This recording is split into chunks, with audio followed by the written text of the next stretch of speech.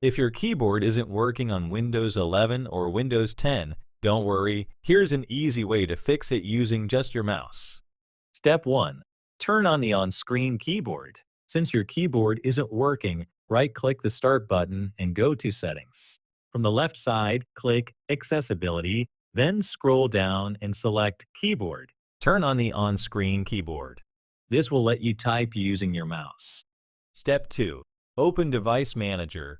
Using the on-screen keyboard, click the search icon and type Run, then open it. In the Run box, type devmgmt.msc and click OK. Step 3. Update the keyboard driver. In Device Manager, expand the Keyboard section. Right-click on your keyboard device, like standard PS/2 keyboard, and select Update Driver. First, choose Search automatically for drivers.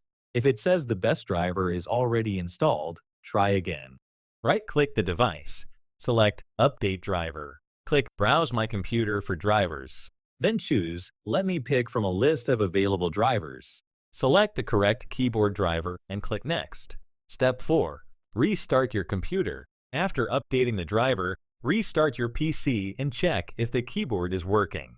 Step 5. Run a system scan.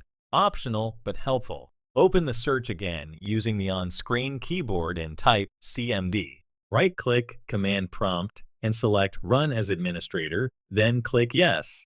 Now type SFC/Scano and press Enter. This will scan and repair any corrupted system files. Once it's done, restart your computer again. Extra tip: if you're using a USB keyboard, try plugging it into a different USB port or test it on another computer to make sure the keyboard itself isn't faulty. After these steps, your keyboard should be working aga.